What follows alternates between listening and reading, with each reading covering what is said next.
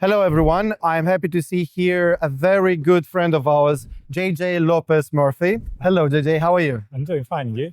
Good. Here at the MoneyLive conference in London. How are you feeling here? How is the conference for you? Very good. I mean, we're talking a lot about AI in the past couple of years. Yes. But it has evolved so much that we're talking about the same name, but the subject changed a lot. And so it's very interesting. What is the practical impact of AI in financial services in fintech?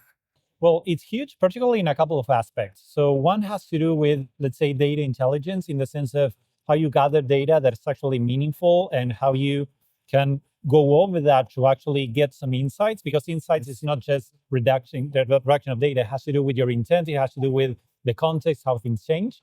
And the other one is how you're moving the human that has to be in the loop to be closer to the client, because everything before that can be greatly automated. And so they have to have a more proactive outlook into, well, how is this adding value to the client, to the business, to my line manager, whoever it is. This is a topic we at Fintech Garden use very often regarding AI, implementation of AI, and so on. And we are hearing from everyone, we try to adopt AI. Yes. Or we are adopting AI. We are doing this, what we try to do.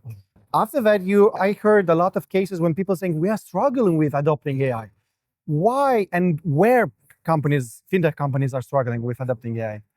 The truth is, in many cases, it has to do because the structure of incentives is not in place. They are trying POCs in issues that are not core to the business. So if there's an improvement, there's not really a lot to gain when that goes into production. Yes. Or the metrics are not in place because people are not evaluated for how they actually increase their performance by using AI, or they're very timid. And so they think that, well, if I try just a little bit, I will see most of the value, when it's the other way around. The value starts blooming when you get deep into that. AI also at the same time means a lot of responsibility, because you cannot just go and enter in ChatGPT, start like, hey, ChatGPT, help me to evaluate, settlements for my company, just upload them. I mean, some people's doing this. People do that a lot. So how to use AI responsibly? Yeah. Maybe, I don't know, maybe company has to go, the entity itself has to go, to AI vendors, sign some agreements, or what do you recommend? Well, I recommend hiring us, but beyond the joke.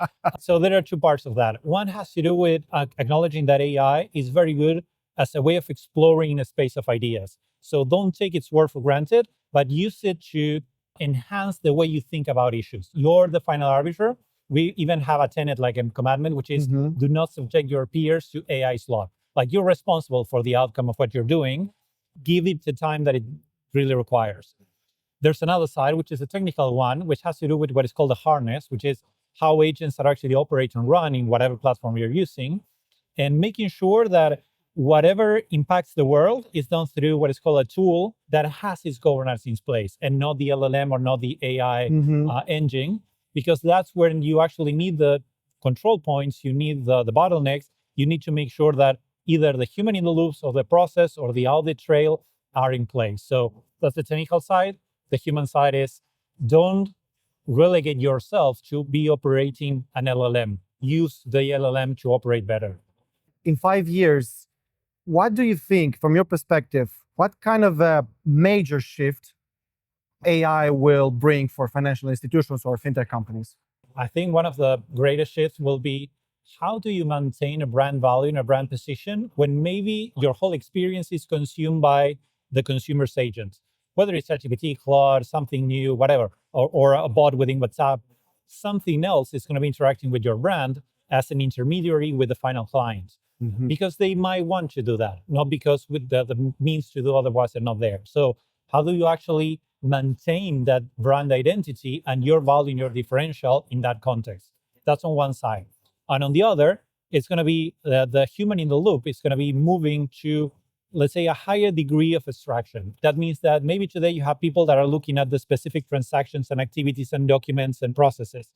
You will move up a ladder and you will see about managing a fleet of agents, or maybe a set of processes with only taking a look at the results.